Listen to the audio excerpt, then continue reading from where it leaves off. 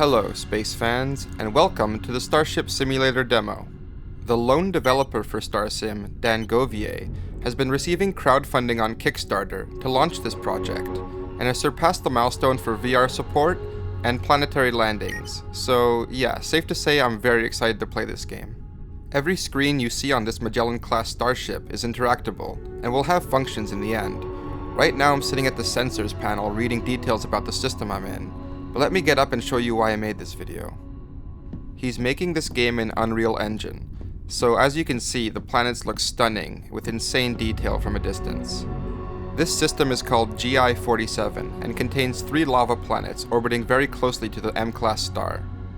M-classes are abundant in the galaxy, and usually contain lifeless rocky worlds, but I've seen a few of these systems with lava planets in StarSim so far. By engaging faster-than-light travel, or FTL, we can fly up close to examine the planet, and we can use the C key to change the camera angle. Already, you can jump into a completely free-to-play tech demo, in which you can explore the entire Milky Way galaxy in its current state. Unfortunately, there's no planet surfaces in the demo, we can only travel and observe, but you can imagine that lava worlds like this will be a special kind of attraction in early access. This planet right here really gives me Mustafar vibes, and I'm pretty sure we'd find a crispy Anakin down there on the surface. As bare bones as the demo is at the moment, exploration already feels immersive. The lighting in Unreal Engine is spectacular, and you can really feel the size of the ship that you're flying, and imagine a full crew of 200 engineers and passengers below deck doing their thing. This Magellan-class ship is obviously very inspired by Star Trek, and so is the command deck for that matter, having different compartments for the crew's functions. As it stands now, there's a reason to get up and walk to the sensor panel, and that's to send commands to the helm. But you can imagine a full crew having a dedicated captain and navigators for this task, sending all the coordinates to the captain and working on finding the next destination. Dan has explained at length that there will be various roles on the ships that players can either fully automate or do themselves, depending on your playstyle. I'm sure most players will choose to captain or engineer their ships, but you can even go as far as being a passenger just sitting at the bar watching the galaxy go by. If you're just launching the demo for the first time, I highly suggest going through the flight training and the cold start tutorials. The flight training covers aspects of what I'm doing here, sending coordinates to the helm, engaging the autopilot, and then engaging my FTL to travel. But the cold start tutorial is really special as it gives you hands-on training with the ship panels and the core functions of the vessel. You'll find full videos of the cold start tutorial around, but basically it runs you through booting the ship from a dead state to a fully operational one by interacting with the power generator and the fuel tanks. It's a lengthy process, but it really gives you an idea of what they're going for with engineering in this game. Everything is interactable, and the ship will be highly customizable. Starship Simulator is the next-gen space sim a lot of us have been asking for. Still one system. This is the entire Milky Way. Excuse me. If you already play Glorious Elite Dangerous, then you know why the 1-to-1 scale Milky Way is special. I don't have to explain it to you. Just look at the lava planets on your screen. I mean, come on, these are 2 examples out of trillions. The planet tech's bound to be good. Check out some of the outdoor environments devs have already made with Unreal Engine, and you'll see why I'm excited for planetary landings in this game.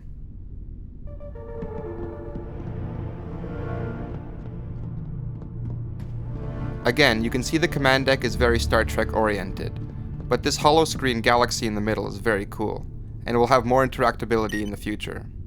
It's kind of hard to navigate the galaxy at the moment, unless you're heading in a straight line towards Sagittarius A star. Just the fact that several people have navigated to the center of the galaxy, in the demo, and even further already, is just crazy in my eyes. I felt like I was just jumping in a circle around Sol until I realized how to read the galactic coordinates. Anyways, I'm heading to Sag A now where the coordinates will be 000, but I found these lava planets on the way and I just had to make a video about them. The dense cloud layers and different biomes on the planets really gives me hope for the development of this game. I hope it goes far, and I hope they achieve everything they want to. I personally backed it on Kickstarter at the captain level, which means I will be designing a star system of my own, and I'll have access to dev builds on the way, which is great.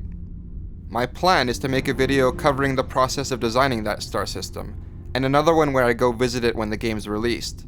So if you want to see more content like this, subscribe now. I kept seeing other people's photos of their ships within the atmospheres of the planets on the StarSim Discord, so I started doing that myself. Here's a little example of me going into the lava planet.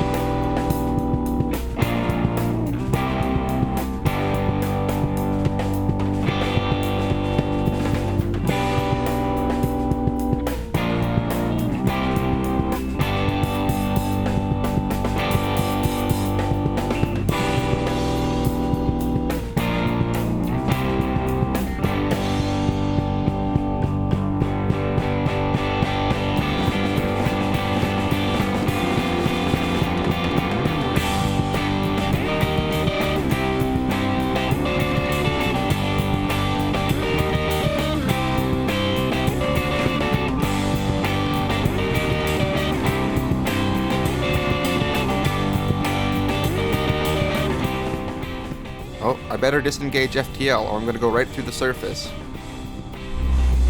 I got this crazy glitching effect by getting a little too close to the body. Here, let's see. Oh boy, here I go breaking worlds again. Well, I hope you enjoyed this video of the demo, Commanders, Captains, Commodores. If it interests you like it did for me, go back the project on Kickstarter. There's about a week left from today and they can use all the help they can get to hire more developers and a bigger team to work on the project. I wasn't part of the Space Sim community yet in 2012, so I didn't get to back Elite Dangerous like I wish I could have.